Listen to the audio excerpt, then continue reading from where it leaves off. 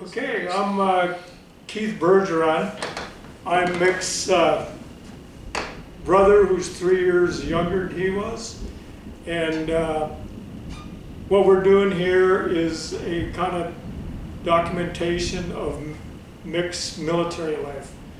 And this is his family, and we'll go around the room here and introduce each other. And we'll come back to what we know about Mick and his military life. So, Audrey, you want to start out?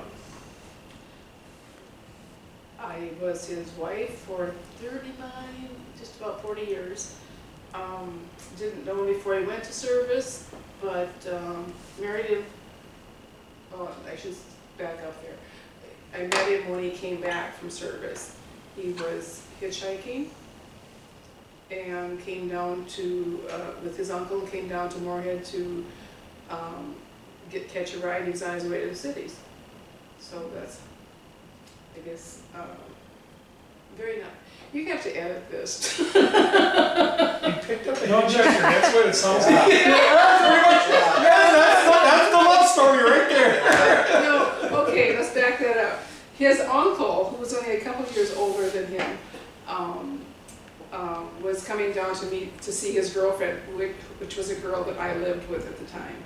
So that's why he hitched a ride with his uncle. And so he was hitchhiking, he was on his way to Minneapolis, and his uncle said, I can bring you down to Moorhead, and that's how we met. And did you like him? No. I just wanted to bring that point up. Okay. Denny, go ahead. I'm Danny. I am Mick and Audrey's oldest daughter. And could be the favorite, we're not sure yet.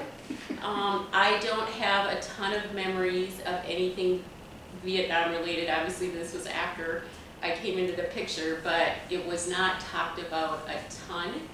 I think he did talk about it a little more as he got closer to the end of his life. I think some things started popping out, but growing up it was, if it was discussed, it was maybe Fort Benning. Is that where he went to training? That's where he did AIT, Fort Benning, Georgia. Yep, I think we heard stories about that, but the true experience in Vietnam wasn't brought up a lot. Or at least, not that I recall. And I was a teenager, so I could have just let it slide too. Okay, this is Keith Bergeron, Mick's younger brother, 3 years younger than him. I did this at the beginning, but I'll do it again. And at that meeting, I didn't bring up that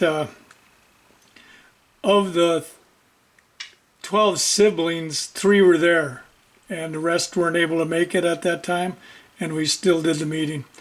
And who we have here is Jackie Bjornson and Bergeron, and she is Mick and Audrey's second daughter. And so she's the middle child, and I'm sure she'll probably go into something about being the middle child, but we'll see. Anyway, Jackie, you want to go ahead and introduce yourself? And sure. So I'm Jackie Bjornson. As Keith said, Jackie Bergeron, now Bjornson. I am Mick and Audrey's middle daughter. One might say his favorite daughter. I hear my sister tried to claim fame to something else, but we all know the real truth. Anyway, with that said, I guess thanks for giving us this opportunity. And do you have questions for me, or how would you like this to go? I think what we can do is any memories you have of your dad's military life. I don't really have a lot of questions for you because you weren't around, of course. And, no, right, it was before me. It would be just any remembrances you have of him talking about his military life? You know, my dad didn't talk a lot about his military life or necessarily his time overseas. I know he served from 68 to 69. And that, the things I recall him referencing is when he would discuss, that you would call home, or you would send letters, I guess, home, and you would say that where you were, and it was very organized according to him, right? That you would say that you were 2 blocks down from something, or the military store, or whatever it may be. And he said, we didn't have blocks. we had tents, right? So the change from the time you served to the time he served, that's one of the key things I remember. You know, and he didn't share a lot about his time over there, but I know that it defined him as a person. It was, what I do know is the stories he did share is he shared a lot about how he was very creative in the ways that he would try to get out of, shorten his time, if you were overseas, to maximize the most, and what he could do to get out of the front line and whatever he could do. Because obviously, you know, we all know the history books and we know what a challenge it was and what a difficult time it was for all of you that served over there. I think that for him, what he reflected upon, he had an insatiable, and maybe that's not the right word, but he was constantly reading about the Vietnam War, and he studied it. He studied it both from a soldier's point of view, from a military operations point of view. I mean, he constantly studied it, and I know that it defined him as a person. He maybe wasn't necessarily a man that was cut out for military life. He didn't necessarily, what I do know is he didn't necessarily appreciate being what he would be perceived as perhaps a pawn for the military, but he was very proud of his service and very proud of the time that he served over there. You know, if you have the pictures of him dressing up as Uncle Sam, the 4th of July was a big holiday for our family. He was instrumental in making sure that the Pledge of Allegiance to the flag and the way that it was stated for his business, serving for the North Dakota Board of Realtors and for their meetings, that he was instrumental in making sure that the Pledge of Allegiance was said, and that it was said properly. And I think that was even shared at his time of life. And I, to this day, for the Star Spangled Banner, even just thinking about it, I get emotional because he instilled in us a great pride in country. And he was very proud of his country. Maybe not super excited about the fact of the Vietnam War, but he was very proud of his country, and he was grateful for the opportunity he was given. That's maybe the best I could share. And he turned Republican, and I can remember many Sunday afternoons. I think he was born, Keith. I don't think he turned. Well, he was raised Democrat, I should say. He was, but I think, but he always had a spike in his head, so I think he was born Republican. But anyway, him and my dad would argue, and I'd just get bored and walk away. But they had two different points of view, that's for sure. Anyway, anything else you want to add, Jackie? I mean, no. For me, again, I'm not an overly emotional person, but this is probably the one. This is my softest spot, and I know that even him winning the Bronze Star, or not winning. I guess it's not winning, right? You're awarded. You don't win. You're awarded. Correct. His humble approach instilled great pride in us in doing the right thing, right? And I think I think the Bronze Star is maybe a representation of that. And I think, that's part of how you guys were raised. And I think that it even the stubborn streak that's there, I think that's inherent in all Bergerons. Is that part of, that pride, is that part to carry it on, like sneaking out of your bedroom at night, stuff like that? Is that part of the pride? Well, I don't know that that's a pride streak. I don't know that that's I just had to throw that in you there. can't tell me what I'm going to do streak, which is maybe why we're not cut out for military. Right? Following orders, not a strong suit. So, yeah, no, I mean, I hope I gave you what you're looking for. Yep. I can't share a lot about what he did over there because I don't know. I mean, I know there was a book. There was a book that I had I shared with you, and I tried to find it because I couldn't find the title, that he read that I think before he passed, he said, if you really want to know what my time was like over there, this was the best representation of what it was like. He felt that really was dialed in to what his life was like as a soldier during his time there. And I couldn't find the title of that book, unfortunately, because I wanted to quote it here, but I can't find it. So I think I sent you the copy we had. I don't know if you have it. I might still have it, yeah. Yeah. So, and he'd even earmarked some spots in there. So, yeah. Okay. Well, thank you for doing this, Jackie. I know it's a lot easier when a group of people, but you've done a great job. Thank you for taking your time. Well, thank you for giving me the opportunity, and thank you for what you did too. Thank you, Jackie. Mike? I'm Mike, the youngest, the only son, and same as Denny, obviously wasn't around for it, for his military career.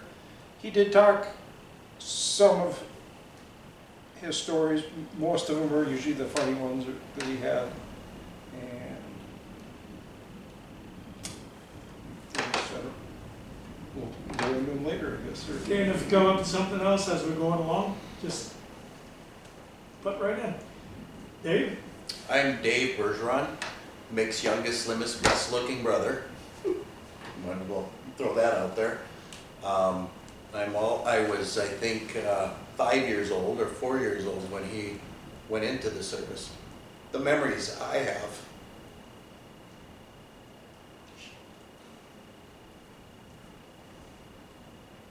I'll get there. Are much more about, you guys used to send back reel-to-reel audio. And we'd sit in a living room, listen to them. Sorry. That's really the memories of that. Although I do remember Mick telling me that in his military days he weighed 133 pounds and I told him he was full of shit. That he never weighed 133 pounds after 8th grade. That was kind of the one thing he told me when I was in the military, that's what I weighed. So I told him he was full of shit. But he did when he came back. He was pretty thin. Yeah. But one of the stories I remember, his drill instructor told him, says, he goes, "Don't worry, fat boy, we'll get you down there." You want to introduce yourself, Paul? I'm Paul. Mick was number 1, I'm number 10. Yeah, that's about the only. Otherwise, I was probably about 8 years old, 7 years old when he was in Vietnam. Well, you're a year older than I am, so Just you a would have little. been 5. I was born in 62, he was there in 69. 68, That's, 69. 68, 69. I'm sorry, 6. Yeah. I'm glad you did the accounting part of it. But yeah, most of the stories are just kind of basically kind of like one-liners and stuff that Nick told.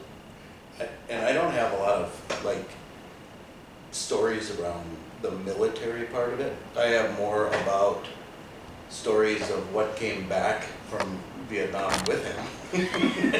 That was hidden in our house, or for him, that was hidden in our house. Was that his speaker? Yeah, stickers that were thrown into the pond. Yeah. But, Can I tell that story? Yeah, I would love to hear that story. Okay, we'll get into that a little bit, but I'm going to give a little history of Mick before he went into the service. And he graduated high school in 1966. That summer, I believe, he worked for Menergy Trinka. And that fall, he enrolled in Crookston University in Crookston. And I'm thinking he was high on the draft, and school wasn't going real good for him, so I think that's why he volunteered for the draft. He was inducted in July of 1967 at 19 years old.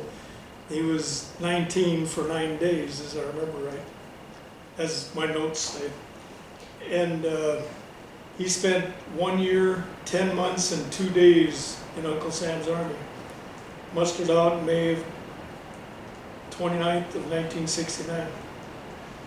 Mick was in Vietnam, October of 67 to October of 68. He was the 82nd Airborne Infantry. Mick was awarded the Army Commendation Medal, National Defense Medal, Service Medal, Good Conduct Medal, Bronze Star, Combat Infantry Badge, and Vietnam Campaign Medals. Mike, I think you're the one that told me that, and I know he's told me how he got the Bronze Star, but do you want to go ahead and give the story? You gave it to me, you're not too long ago. Before you do that, I just want to clarify, what you said he came back in when? Was, you said like, 1968. no, he came back in 69. It was 68, 69. 68, 69. Right, he came back in May of 69. His DD-214s were on that. Yeah, here it is. No, do you have a copy of it? Not with me, but that's where I got the dates. Okay. Okay. Why don't you go ahead and tell the Bruns? Actually, I think I The story he told me how he achieved the Bronze Star or was awarded it was they were in a village. I don't remember the town that they called it or village he called it, but they're in a village and they were taking heavy fire from a tree line and there was one guy pinned down in another part of the village.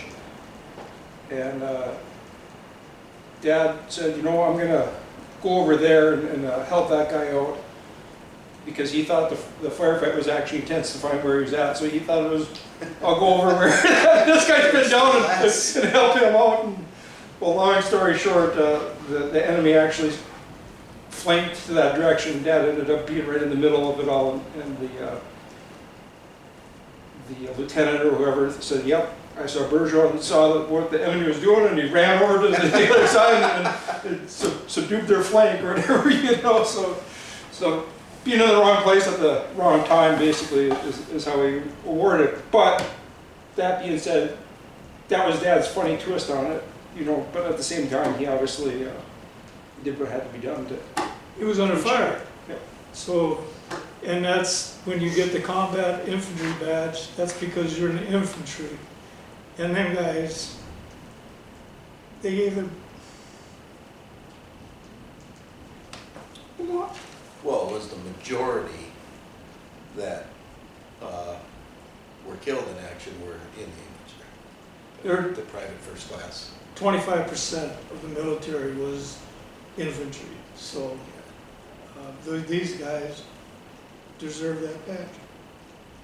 Dad said the first firefight he was ever in, he said all firefights lasted 30 seconds or less usually. He said they were very just quick brushes with the enemy. He said the first firefight he was in was probably a 30-second firefight and he smoked 2 packs of cigarettes. So, So I'm going to go back a little bit to his basic training. Like I said, I went through pretty much the same as he did. Took a train to Seattle. You got on a bus. They brought you to Fort Lewis. You sat there and you waited for your drill sergeant to come in. And once you got your drill sergeant, then they took you over and they gave you your haircut. And one of the things he and I both agreed on, once they took your hair away, they took your personality away. Everybody was the same. Everybody looked the same. which is what they wanted. They broke you down.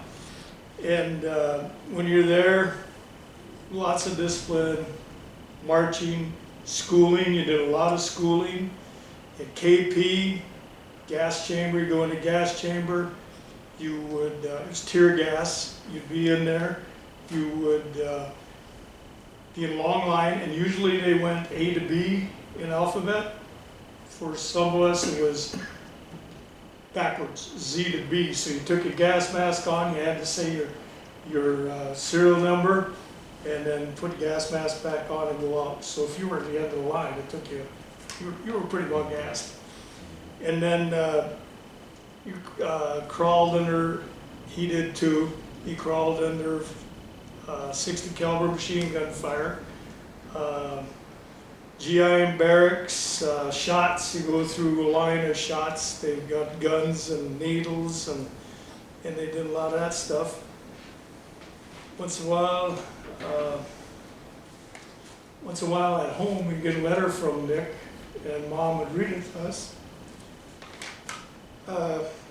Nick volunteers. I remember right, he said he volunteered for jump school, which was 82nd Airborne in Georgia, Fort Benning, Georgia. And he did receive the orders from when he was there for Vietnam. But before that happened, he did what they called a shake and bake school. They took you for 2 weeks after his AIT training, advanced infantry training. They took him and they, 2 weeks, they drilled him on leadership. And that's all they did was leadership. In the last 3 days, they gave him, I think, 3 matches and told him, go out into the wilderness and survive. He had a knife and 3 matches, and that's the story he told me. And he had to survive for 3 days. And when he got done, he came out a sergeant. So being only, 4 months in the service, coming out a sergeant, you worked for him. Let's see, so, I'd like to say he was a sergeant 3 times too. because he got busted a few He got busted by 3 times too. So you achieved that 3 times in there. I remember the story. He said he got there and he said this squad leader thing he wasn't cracked up for, being a leader of a squad, and so he got himself demoted. I don't remember the 3 times, but I do remember he said he got himself demoted. It was usually because he was disagreeing with the. Do you remember any of them stories, Audrey, or? I knew that he got, he said he got busted, that he got busted a few times, that he got taken down, I think. Did you say what he did? I know one time he badmouthed the lieutenant real bad or something, but other than that, I don't remember what the other 2 were. Well, he talked about it very little. Well, he was in Vietnam. One thing we did every night is we watched the news to see if we get a glimpse of him. Because every night at that time, Vietnam was on, and what they had was a body count. They had the Viet Cong body count, and they had the GI body count. So you're just hoping that you wouldn't be getting a letter. But anyway, he spent the full 365 days there. He came home, and Mick was, I kind of looked up to him. I shot a rifle and pool left-handed. Guess what? Mick was left-handed. I do everything else right-handed. Everything else. So, well, he was in Vietnam. 2 speakers came home, huge speakers, about this big. And I had a letter, and in a letter he told me, he said, take the 2 packages, and they were taped packages about this big. And he said, take them and put them in our secret hiding place.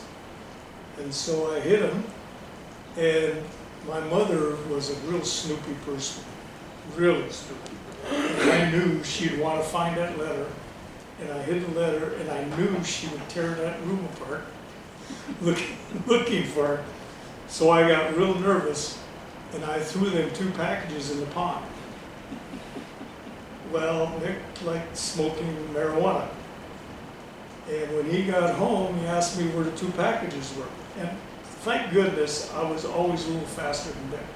So I stood about 10 feet from him, and I said, I threw it in the pond, and I ran like hell. He never forgave me for it, but he got over it, I guess. I have to interject there. I said the reason he liked marijuana was because one time he was in a firefight and he had been drinking prior to that. And he was prone. They got bombed. And and so somebody threw him in A a shelter. foxhole. And I don't know if he was passed out He or was what came black. to or whatever. That he's, my God, this is what happened to me. And I'm just covered in mud and whatever. And the guy said, well, we were in a firefight, and so we just threw you in the foxhole. And after that, he thought because of the alcohol, it passed him out, so he wasn't aware of his surroundings. But if he smoked the pot, he could still be in touch with what was going on. It's like he said, you could almost pull yourself out of it and get back into reality. Whereas with alcohol, you couldn't. For what it's worth. That's the story I heard. Yeah, all of us get through that too. And in Vietnam, there were what they called juicers and users. Juicers were the ones that drank, and users were the ones that did dope. But my experience was that once you went in the field, most of that stuff was off. I mean, if you were there to protect your buddy, and that was it. When Mick got home, folks had a party at the Quonset. I can't remember if it was for him coming home, or they just sometimes had parties. And when I was there, I was thinking about enlisting in the service. I graduated from high school, and I wanted Mick to talk to me about, what he thought of me enlisting and going in service. And when I asked him, he said, go bother somebody else. He says, I'm hustling this real hottie. And I said, I don't want to be bothered with you right now. Well, guess who the hottie was? Audrey. Huh. That was Gene and Jeannie's wedding night before their wedding. That's what the party was. That's what the party was in the Quonset. Yeah, that would be a good reason for it. And, but Audrey was talking about the hitchhiking, and I think that's about the time he bought that orange 2+2 Mustang. I think it was about a 67. He got it that summer sometime. The fastback After Mustang. he got back, yeah. Well, I had a 58 Buick Special, pink and white 58 Buick Special. And this is before he got married. And I was supposed to be the best man. And I got kind of tuned up one night, and I backed that 58 Buick Special out of the Quonset, and I ran right into the front of his Mustang. I had a little dent in my 58 Buick Special because it's built like a tank, and I kind of demolished the front of his car. Like I said, I was pretty well tuned up, so my dad took me in the house, and I thought, well, I'm going to go enlist in the Army. I says, he'll never let me be the best man, and I should probably just get out of here. Dad told me, he said, you don't worry about that car, and you're not enlisting in the Army. So at that time, I didn't enlist. Speaking of Francis, Dad told the story after basic training. Dad was home before he was supposed to be shipped off to go to Vietnam, and they were sitting on a road. What's the road that goes north of Alvarado there? 10. They were sitting to turn to go on 4 to home, and Francis said, well, it's a nice day for a walk. Here's the keys of the car. Truck's pointed to Canada. Dad obviously didn't take him up on it or whatever like that, but Francis offered him an out or whatever, so just kind of, but he didn't take it, so. My dad had a history of doing that. Did the same thing for you? Well, he told me for $75 he knew Hubert Humphrey, and he could get me to stay stateside. Or, we're not far from Canada, I'll take you to Canada. So, yeah, my dad didn't believe in that war, and that was obvious. But, any other stories you guys can think of, or anything you got?